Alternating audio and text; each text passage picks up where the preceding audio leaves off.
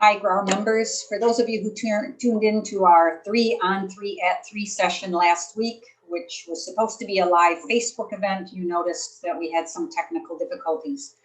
We apologize for that. So I am going to provide a quick overview of Garrar's history in the area of fair housing, and then I'm going to introduce our panel members, and we will pick up where we left off in recording them last week. So first, I was asked to give a very quick history of Garrar's role in fair housing, and it's a very rich history, so it's very difficult for me to do in just a few short minutes, but I'm going to try. Back into the 50s already, we had started dialogue with, at that time, the Grand Rapids Urban League and the Grand Rapids Human Relations Commission. In the 60s, we adopted what was known around the country as the first known 8-point agreement with the Grand Rapids Human Relations Commission, with what we were going to do and what we could do to promote fair housing in the greater Grand Rapids area. In the 70s, we began to be aware that there were local testing groups that had organized, and they were reporting realtors to the FBI at that time. To try to get ahead of that and help our members and help educate our members and know what it is we should be doing and give them what they needed in terms of tools and education, we as Garrar implemented a very controversial training and testing program at that time. So that was in the late 70s and early 80s, in cooperation with a number of organizations, including the Community Housing Resources Board, the Grand Rapids Public Schools, the Ford Foundation, National Neighbors, HUD, and the Calvin College Research Center. So it was a combined effort, and essentially we had a mandatory training program for all of our members at that time, and at that training, they were advised that we would indeed be following up with a testing program.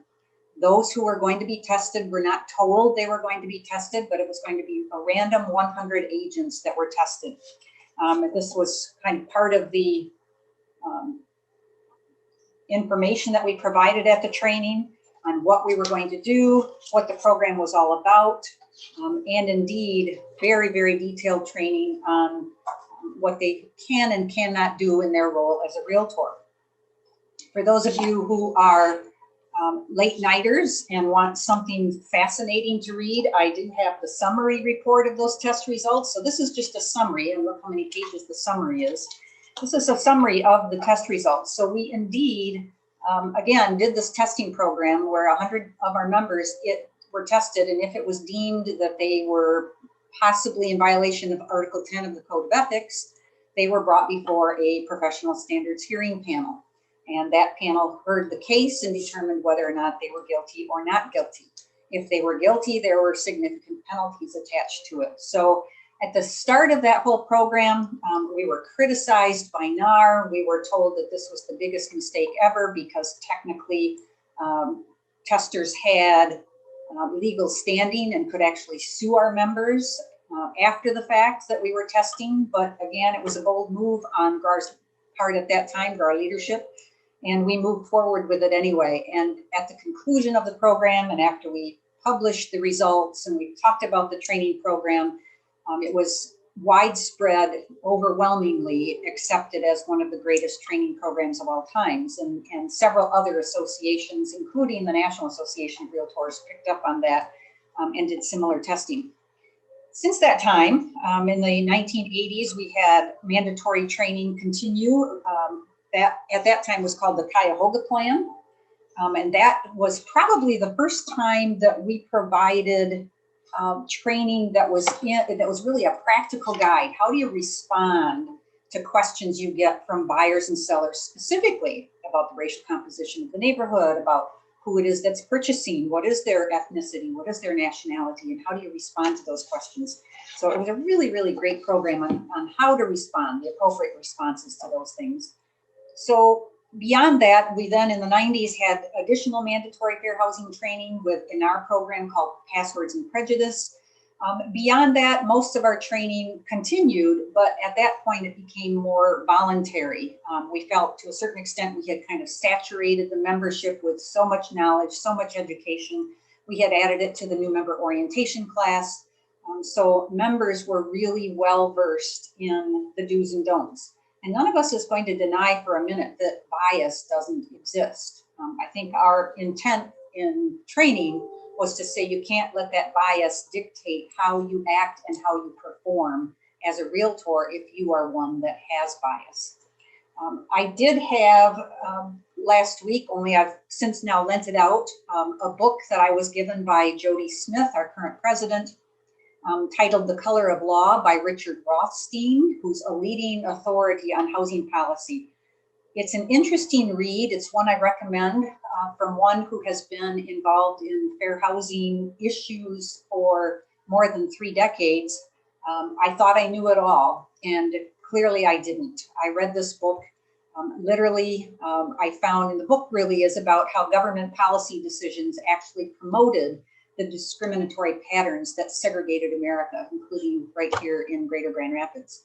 So even though the Fair Housing Act of 1968 prohibited that discrimination, it did nothing to reverse residential patterns that had already become deeply embedded in our culture and in our area.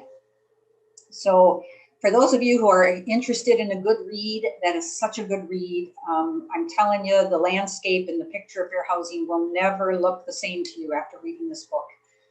It allows you to relearn American urban history and helps pave the way for us to remedy our unconstitutional past.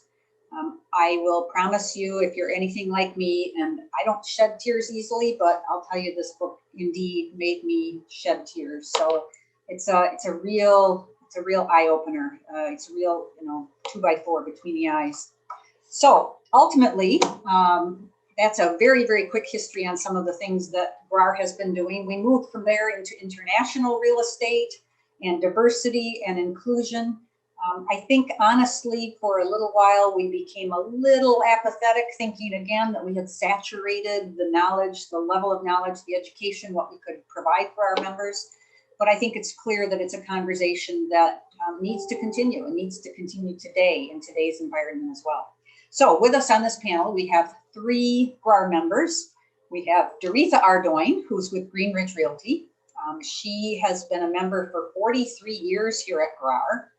She was our Salesperson Realtor of the Year in 1989. She has served on so many committees that it's almost hard for me to mention all of them, but they range from equal housing to cultural awareness, to professional standards, to educational programming. And she served 2 3-year terms on the Garrar Board of Directors. She also was involved in our past in a group called the Minority Support Group. That was back in the day when we had very, very few persons of color or ethnicity that were members of the association, and we were doing what we could to support that group. She has also served as the president and board member of the Fair Housing Center, now called the Fair Housing Center of West Michigan, but she's been on that board for, I don't know, 20, 30 years, and at least half of that time as its president. So she has a whole lot of expertise. Also on the panel is Dan Moralez, who is the Regional Vice President, Mortgage Loan Officer, and Sales Manager for North Point Bank. He's been in the lending business since 1991. He is recognized as one of the top producing loan officers in the country. He too has served on so many Garrar committees, from social media to marketing and branding to rebar to equal opportunity and diversity. He's a graduate of Garrar's Leadership Academy and was a recipient of the Garrar Pinnacle Award for Outstanding Committee Service just a couple of years ago. Dan has some interesting stories to tell as well in his time as a lender and in the area of fair housing. Also with us is Vickie Delands-Kochans, broker and owner of Revivify Properties. If those of you who were with us last December for our awards celebration, Vickie won the ownership or Pride of Ownership and Rehab Award for a 2-story home that her and her husband remodeled, completely redid in the Baxter neighborhood. And Baxter neighborhood is where she was born and raised and where her dad owned a business until the early 90s. And it was a very diverse neighborhood, and she was able to kind of live and experience that for much of her life. She's been very, very active in her community over the years, from being a volunteer coordinator for Catholic Charities of West Michigan. She was the vocational program coordinator for the Center of Women in Transition, and she was the organizer of the East Town Community Association. So we have three people who are going to provide us with some fabulous information this morning. And again, keep the conversation front and center on the table where we should be talking about it yet today. So without any further ado, I would like to turn to our panel. So we are going to start by having each of the panel members today give a brief personal fair housing story. What's your passion? What causes you to be so committed to this cause? And I'm going to start with Doretha.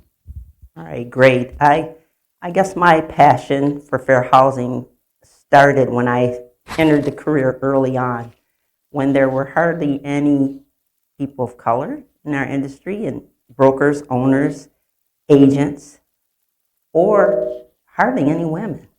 And so when I got involved, I was very discouraged by a lot of individuals, some of my family members, some of my friends, colleagues, coworkers, who just told me I would never make it and that I shouldn't do it or I shouldn't try. And I believe that the more I was discouraged by those individuals that I couldn't do it, made me more determined to do it. It probably has something to do with me being the fourth child, oldest daughter of 6 children, the stubborn one. So I decided that I was going to do it and do it well. And so I'm glad that I did that, because I learned a lot. And during that process, I found out that a lot of my experiences were quite different than some of my colleagues. And I found that out kind of after the fact, that at parties or meetings, people would discuss their experiences in real estate, and they were so different than my own. And it kind of made me question, I wonder how many opportunities I'm not getting because of the color of my skin. So I got kind of involved in fair housing as an organization to learn more for myself and to be able to share that with the community and with our industry especially, and became really involved and been involved for quite a long time. I must say there's been a lot of great experiences, there's been a lot of longevity of great experiences. They really outshadow the bad ones, but every now and then, it's like everything else in the world, there's bad things happening, and it just kind of raises its ugly head. But the best thing we can do is continue to be conscious about it and raise the consciousness levels of people and continue education. Great. Thank you for that, Doretha. And Doretha is kind of our go-to person on this topic because she's been around for so long and has been doing this for so long. We talk often about, we have certain go-to people on various topics in Garrar. Wayne Wu is our go-to guy on safety, and you're our go-to gal on this topic. And we thank you because you've spent a lot of time both here and at the Fair Housing Center giving of your time, and we thank you for that. You have to share. I think the other thing I'd like to just add is a kind of short story of a real life experience when I first started in business. Back in the day, we used to present our offers in person. And so I remember showing a property in Jenison, and it was a beautiful home in Jenison, and I showed it around lunchtime. My buyer happened to be an African-American gentleman. He was a pastor, and I showed the house around lunchtime, and the seller, who was white, came home during his lunch hour, and I think we may have even startled him because he may not have been aware that we would be showing during that time. So we continued to look at the home, and I came back. We wrote an offer, and I wrote a full price cash offer. And so I was pretty excited about that because going to present it, because we present in person, on my way driving to Jenison. And there weren't multiple offers like No, there now. weren't multiple offers. And I tell you, this thing that I do, my favorite person is Aretha Franklin. And so on my way driving there, I plug in, I think it was a cassette tape then, of her Respect song, and I turned it up loud, and I'm just cranking it, and I'm driving to Jenison, knowing I got this deal because I got a full price, full-term cash offer. So after I present the offer, they asked me, the listing agent asked me, could I go wait in my car while they discussed the offer? And I was a bit taken back by that. So I went and sat in my car, and I'm sitting there just boiling, because in my mind I'm thinking, oh, the seller came home, lunchtime, he realized the buyer I'm showing it to is black, I'm black. And now they're discussing the offer. What do they need to discuss? Is full price and full term cash. So I started getting very irritated, and I didn't crank up my Aretha Franklin song. I was just steaming, and I'm like, in my own mind, I'm saying, don't they know I'm the fair housing police? And so I go back in just to this is why you don't make assumptions about things or be too quick to judge about things in our industry or with fair housing, because the agent said, well, we had a little dilemma we needed to discuss. The seller had reduced the price of the home, but had failed to turn in the amendment to Garrar, so I had no knowledge of the price reduction, and I wrote the offer for full price for the original price, and the seller wanted to talk to him about it and wanted to do the right thing. So I ended up leaving there with a counter offer for $10,000 less for cash. So when I met up with my buyer, I was cranking the Aretha Franklin song again by then. I was telling him I've got good news and I've got great news, and so he was pretty excited to obtain that house. But that just goes to show you why sometimes we can't always make assumptions, and that's a big problem. A lot of times the situations happen because of stereotypes and because assumptions that we make, and I have to admit, we're all guilty of it. I'm guilty of it. Sometimes we have different prejudices. We just have to be careful that when we're practicing in our industry that we're mindful of the law. So I continue to share stories like that. I probably could write a book when she asked about stories, but that's one that I wanted to share today. Thank you. Eye opener. Thank you, Doretha. Yeah. Dan, you're up. You bet. I think of fair housing, and in my world, it's like fair lending, right? Because, I'm on the opposite side where it comes to the housing side. We're lending the money to be able to make it happen. And I always like to tell the story of how I learned lending. I learned lending. I started back in 1991 when I was much younger. But I learned from a guy who was very discriminatory in his practices.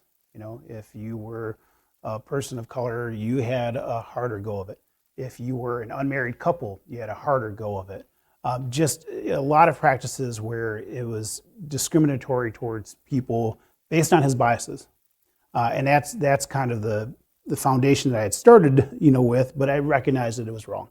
And it wasn't how I was going to go about doing this business. And it hasn't been how I've gone about doing this business. But it was something that, being born and raised in good old Holland, oftentimes people think, hey, I'm going to send a client to Moralez because he speaks Spanish. Well, I don't speak Spanish, for the record. So, Again, an assumption. Yes. But what happens is, I was born and raised in Holland. My parents are very fluent in Spanish. They read, write, it's a large part, obviously, of my culture. But they didn't want us to learn to speak Spanish because they were afraid that we'd be discriminated against, as we went throughout, grew up in good old Holland, right? So, unfortunately, I didn't learn. I really wish I did. And as Scott reminded me, it's never too late to learn, right? But I wish I did. But I think of just experiences that I've had, and I think of, when it's the young Latin guy going to rent an apartment and people look at you differently, even if, it was, going out in public sometimes with my wife who was blonde hair and blue eyes, just being looked at differently in the community because we were different races and we had these different raced kids, and then I think of my, what really kind of feeds my fires when I think of like my brother and his wife and their two young daughters going to rent a place, and the landlord being very clear that she wasn't going to rent to them because of who they were. And those, it can be difficult for people to understand that those types of things have happened, and unfortunately in some cases still do happen, because if you're not the recipient of those experiences, I can't believe anybody would do that. Well, let me tell you, they do it. And it does happen, and it still happens. And it's those kinds of things that you try to advocate against by getting people to think differently, to have a more open mind, to be accepting of different races, religions, different cultures, and have a much more open mind to being able to serve the community as a whole, which is what we're called to do. I'm called to serve in the world of mortgages. You guys are called to serve in the world of real estate, but we all work together for the benefit of the community as a whole. And I love the idea of a thriving, vibrant, diverse community that we have the opportunity to serve. But it's some of those experiences when I was younger and, that I experienced, I shared with Pam, it was surprising to me how I had allowed myself to repress thoughts of different experiences I've had over the 30 years, because I have accepted that as that's just what happens. And it does you no good to cry about it or to complain about it. You just have to be better than the other guy to overcome it. Because, automatically at different times people would assume because you're a Latin person or a person of color, people would have misconceptions that I must be stupider or I must not be as intelligent, which I would look at that as though if that's your thought of me, great, you just gave me the upper hand because you underestimated me. But it was interesting because as I've sat on some of the different committees for Garrar, and I think of some of these questions, it really brought back a lot of different experiences I've had over the last 30 years, and some have been great experiences, and others have been ones where it's like I almost forgot about them, because they were so salty with me that I allowed myself to forget about it and just chalk it up to that's just the experience of life, and you move on. So that's why I'm passionate about it. So. And we're glad you are. Wow.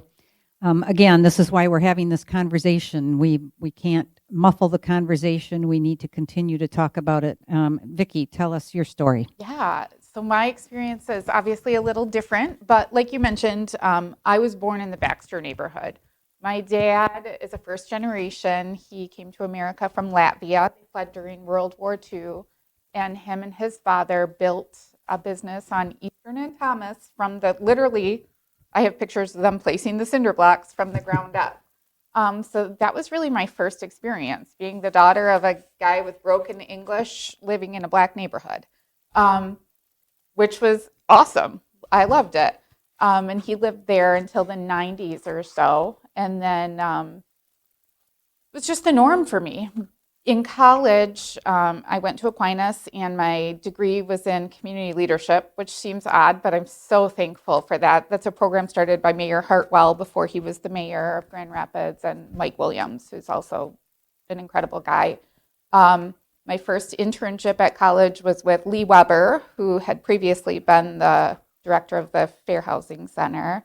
And then I worked with Paul Hahn at Get the Let Out in the Baxter neighborhood, knocking on doors. So that all sparked a passion for me. And it really sparked the ability or the passion to go out and physically do things, to be a part of something, to door knock, to talk to people, to hear their experiences. And it's just continued. I've surrounded myself, I'm just blessed to have friends who are all go-getters and really passionate about fair housing and passionate about the community, passionate about grassroots organizing, and hearing their experiences and just really burning with that passion with them. Fascinating. All great stories. It's interesting to me because I think so many people who haven't experienced what the three of you have make assumptions that it doesn't happen anymore, or that we're beyond that, or that the Fair Housing Act of 1968 fixed all of that. Also in the audience here today is Jody Smith, our current Garrar president. And Jody, early on, when she came to the board, she recommended this book called The Color of Law by Richard Rothstein. And I took her up on that, and I read the book because as she presented the book, she said, you're going to be so angry and so upset by what you read. And how many years have I been here? A long time. I've been doing fair housing training. I wrote the hours for licensing. I have a brother who is biracial who has since passed away from a car accident, but I could experience a little bit through him, not nearly of ever what any of you have experienced. But, I think I thought I knew it all and I was in the right place. I read this book, and as Jody said, I literally shed tears at times because I realized how even when that act was passed, and for me to think that some of the things that happened yet in the 60s, not all that long ago, and then it continued despite the fact that the law had been passed. And what's bothersome about this is that it was really, there were so many things that the government was still involved in, causing a lot of these neighborhoods to be segregated. So many people go out today that are showing and selling real estate, and they say, well, I'm just showing them where they want to be. Well, I think where they want to be was kind of dictated for them a long time ago, and that's part of the problem, and that's part of what we need to fix. After reading this book, I've likened it to a race, a foot race. Only non-minorities started on the 50-yard line, and everybody else started on the 100-yard line way back. And will they ever catch up with each other, despite the fact that we have this Fair Housing Act of 1968? So where we might see, for those that argue that the pendulum is swinging too far the other way, I think so often we have to understand that sometimes that has to happen in order for that to come back to a nice balance in the middle. And this, I truly can't suggest this book enough, and I'll loan it to anybody who might want it today. And we made it required reading for the Leadership Academy a couple of times. It is such an eye-opening book, and I promise you, you will come away with so much that you didn't realize that was going on. It's just a fascinating book. So that's just an aside, because every time you think you know so much about your topic, you realize that there's so much more that we don't know about, and your experiences and bringing those to light are so important for everyone to hear. So let's talk for a minute about, it's still, as I said before, I think we have people that assume we've saturated this. And I think as non-minorities who've never experienced what any of you have experienced, it's easy to assume that we have done what we can.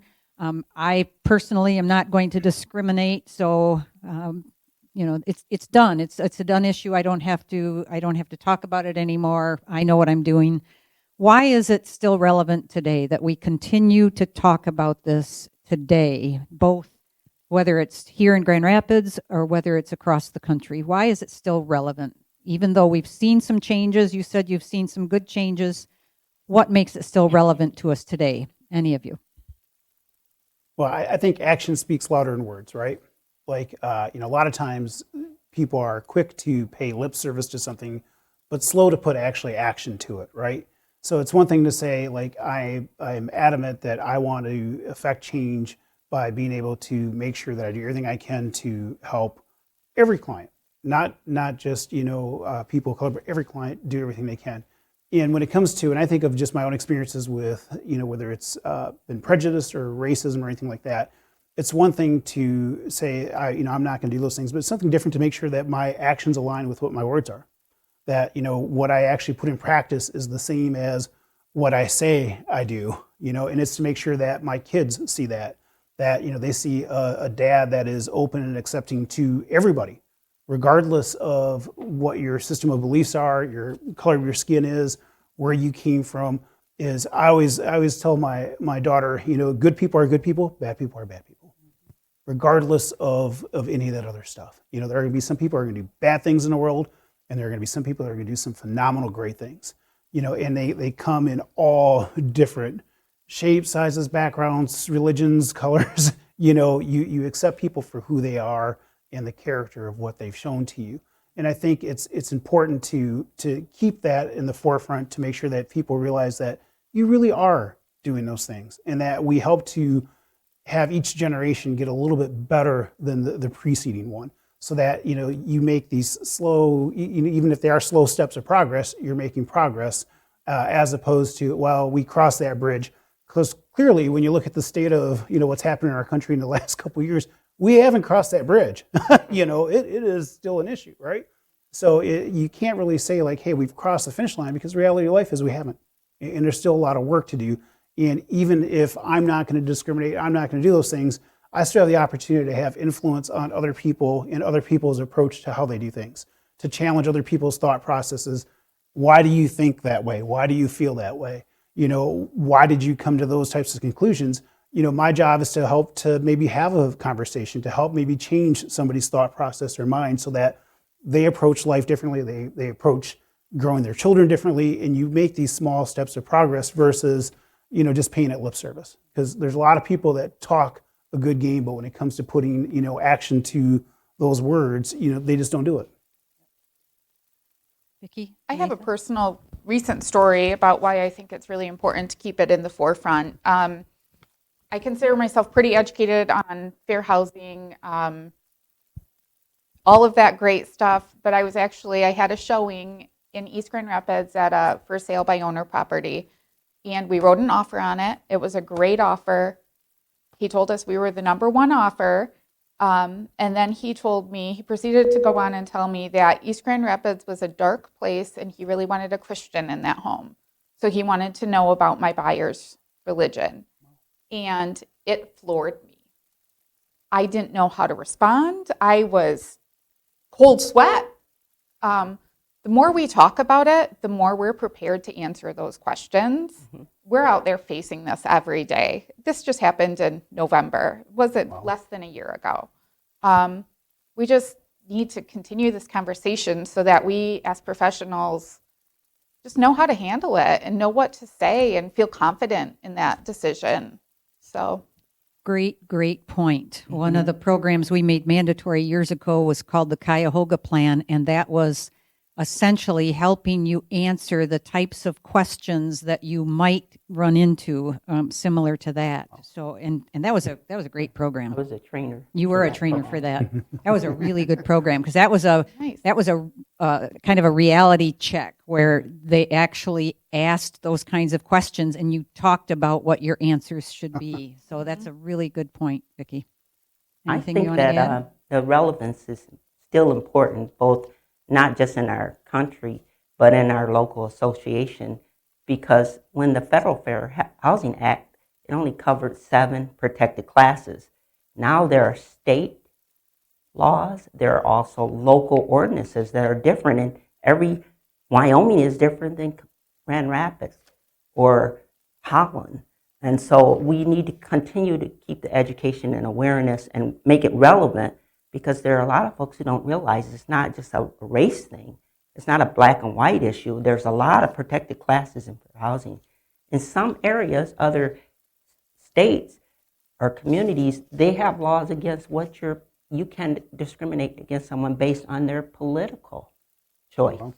There's laws. We don't have those here, but we have different laws in our local and state. So I think it's always important to keep it on the forefront, because like myself, being an old school realtor, I've been doing this 42 years, but there are people who probably forgot 42 years ago, and there are a lot of new talent who haven't understood the history, who need to always be informed. Good points. Let's shift gears a little bit here. The state of Oregon recently, we all know we have these buyer's letters. Buyers submit with their offer, why you should sell to me kinds of letters. They've become known as love letters. A session I took recently where Lisa Scoble from Pearl Insurance was teaching the class. One of her slides said, "Use love letters for romance, not real estate." And but there's they've gained some, obviously, the attention of a lot of people, and of course, the question is, how does that apply to fair housing?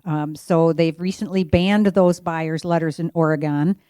Why did they do this? Should we be doing the same? Garrar has obviously suggested they're not a good idea, but in some cases you have customers that still say you will present the letter. But let's talk a little bit about that. Is that a good idea? Why did they ban the letters? How do we think this applies to the fair housing issue? I think that's a great point of discussion. I have a very real story in that right now. My brother is actually buying a house in Florida currently, and he wrote a love letter as part of his offer, and he shared it with me, and I actually kind of cringed. I was like, oh, he ended up winning his offer, by the way, but it was just, it was a picture of him and his fiance and their dogs, and about how they loved the house and it would be perfect for their dogs, and I just didn't like it. To me, it's like, because it plays to someone's potential biases. If I want to have a Christian in my neighborhood, had he talked about his faith or stuff like that, it would have been even worse than what it already was in my mind. So from my point of view, I would rather somebody win based on the merits of the terms of their offer and the overall strength of what that deal looks like, versus here's a picture of me and my dogs, and here's, your garage is perfect because I have 3 cars, and, I like cars like you do. And, I get the angle somebody's trying to play, but I just feel like you really get into a bad spot with that stuff. So I can see where it just makes for an interesting conversation, because I can see where it creates a level playing field where you don't have the ability to try to persuade somebody based on their biases. I'm not trying to manipulate you based on a photo or how well I can write a letter or how well I can spin my love for your property. But I don't know, it's just my 2 cents. I kind of agree with that. And I caution people about what we call love letters, because when sellers are making a decision about who they're selling their home to, it should be based on the terms and the offer itself, and not to exclude anyone. So if it opens up the opportunity for biasness. And so if someone's more biased for one thing versus another, it might make them make a decision about that particular buyer or not make a decision. So to me, it's not inclusive. So I caution people to do that. I mean, often I check the box that we don't want any love letters, but it's very interesting to me the number of agents, people that I know and work with, that will tell me personally, describe their buyer to me. Well, I think you're going to love this couple, and they should really take this offer. They're a young Christian family. And I'll say, is that some kind of new financing that I don't know about? Because, it really shouldn't be New program. enter into the protection. And it's very interesting. I mean, even our sales meetings, sometimes it's like we're on Zoom meetings, and unfortunately, a new talent agent, he just said, well, I'm looking for a property such and such price. And he says, nowhere near Eastern and Franklin. And it's like we had to Zoom him off the meeting, because it's like he needs to understand you can't do that. That's, so I caution people on the use of love letters. I know we don't usually give them sellers, but I've seen some. I've seen some written to be like, this is the perfect all-American family. And there's been advertising in the past that's been done like that. Do you remember the Jason Hill's Farm? They had people like us, like Jasonville Farms, and it was a picture of a white couple with blue eyes and blonde head kids.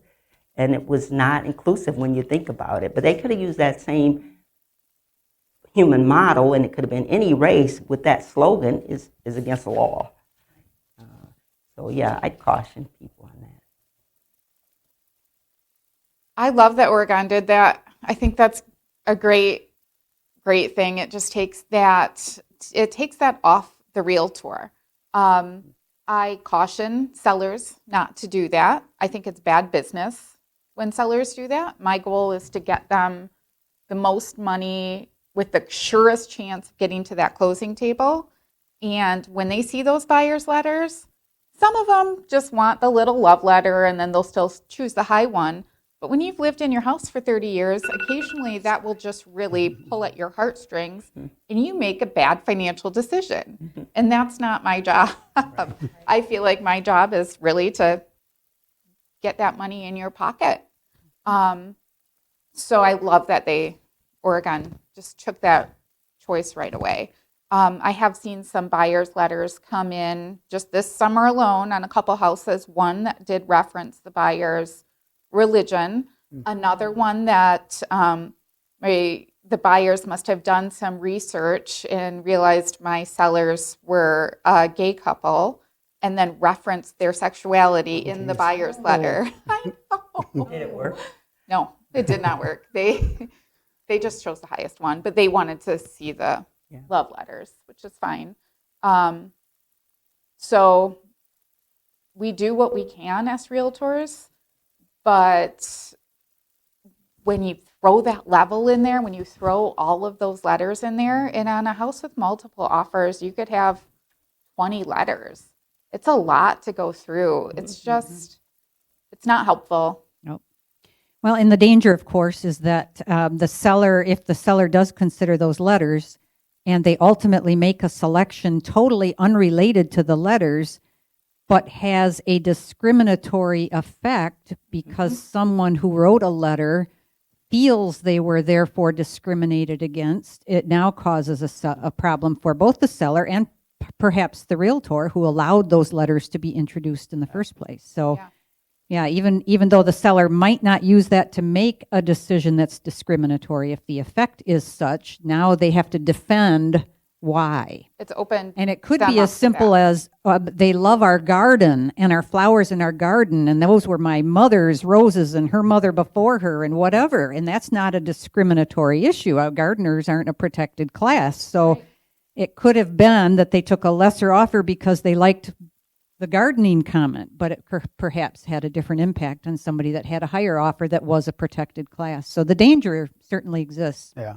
It's quite interesting to me that many times I've had offers and they're people of different nationalities, and they'll have an unusually long, different kind of last name.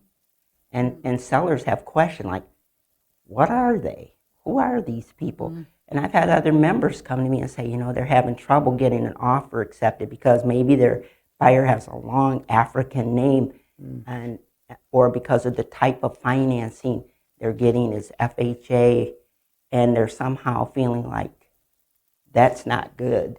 And so it's really, really a tough situation. It is tough. It is tough. Let's maybe have one final conversation about what we can do moving forward. I think Vickie and Dan, you both serve currently on the Equal Opportunity Diversity Committee that Garrar currently has. And I think there's something exciting coming up that you might want to tell us about. There is something exciting. So the Equal Opportunity and Diversity Committee has been working hard to put together a new curriculum, and we have put together the Defy Advocate program, which is diversity, equity, fair housing, and inclusion. And the first session is this coming Wednesday at 10 a.m. here, and you get 2 hours elective continuing ed too. So it's a 3-session, I'm losing my word. Certification series. There we go. Series. The first one is this Implicit Bias and Diversity workshop here next Wednesday. The second one is a Fair Housing Fundamentals course here on October 28th.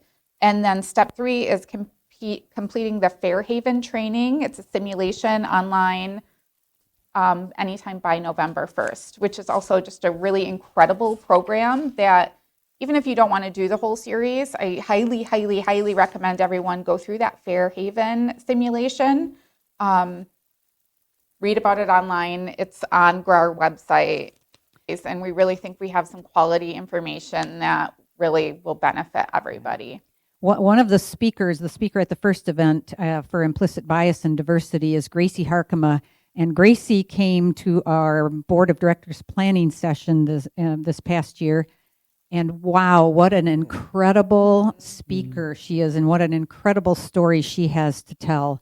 I sat through that thinking I thought I knew everything, and this woman just opened my eyes and my ears and my knowledge to just a totally different level. So it's so worthwhile. It really is. I think the Fair Housing Center is doing the second program, and you're right, the Fair Haven simulation program is really an awesome program. Puts you in the position of the realtor, the buyer, and the seller. So you go through, and it's really quite well done. It might seem when you're watching some of the videos, I think Scott referred to it earlier as maybe a little cheesy videos, and I'm not going to call them cheesy, because they really drive home the point, and they really drive home the message exceedingly well. You have to pick your best response, and you're going to look at those options and go, geez, I really don't know. So it's really, really a good learning tool, and one that everybody should experience. Yep. Any closing comments anybody would like to make? But we will be doing, as part of the Defy series, a lender panel as well too. Thank you for that, Dan. Because affiliates don't necessarily have access to the Fair Haven training program, you are doing another component for the affiliates. Yeah, so we'll be doing a panel of lenders talking about fair lending and opportunities for low to moderate borrowers, just opportunities to help people get across the finish line and hopefully address some misconceptions people have about certain types of financing, thinking that for some reason or another an FHA loan is actually a weaker loan or a weaker approval when maybe it's not. So it's to help people understand that, at the end of the day, there's plenty of options that are out there, and we want to try to deal with some of those misconceptions and make sure people realize that there are a group of us that know what we're doing and can do really well for their clients. So, yeah, that'll be, I believe, in the beginning of November, if I remember correctly. Yep, I think you're right. I have another program, if you don't mind, that I just would love to share because I'm so passionate about. The Diatribe is a local organization. Oh, yeah. They're working with the Fair Housing Center, and they're doing a Writing to Right Wrong program, where they go into schools and do a 9-week series, and they teach students about housing discrimination, redlining, gentrification, how housing impacts every aspect of life. They're then going on to do this 49507 project in that neighborhood, and it's an art-based program. Kind of taking back their neighborhood, making it a central art hub. And I think there's a lot there. There's a lot there to know about and how these young students are really coming just so educated and so passionate about this program. So if you ever want any information about that, message me. I can get you to the right people. They're always looking for volunteers. Just something to know about, something to be passionate about. Pretty amazing. Nice. Thank you for that. Sounds great. I would add that this is great to have just the dialogue. I think that in itself speaks volumes. And I think with all the resources we have here at Garrar, maybe we could do something on occasion so it doesn't feel saturated. Yep. Or we have maybe a answering question like, how do you answer this kind of question? Like when someone says to you, like the client said to you about religion, what are the best, maybe simple responses? And maybe we could have little what do you call them? Points, where we could have a list in our newsletter or whatever, or online where people could refer to, like a guideline. Because sometimes you get put on the spot like that, you kind of wish you had a book that you could pull out and know the right answers. But it's so much sometimes, and it does catch you off guard. So I continue to really commend the work that Garrar is doing, and in the community and the board of directors leadership here, continuing to do great things, and encourage you to continue. Well, thank you. Thank you, Doretha, Dan, Vickie. Really, really good info. Again, as Doretha said, we love having the conversation. We should continue the conversation, and I think this might jumpstart that. So thank you for all of that, and thanks to everyone who's watching. Yep.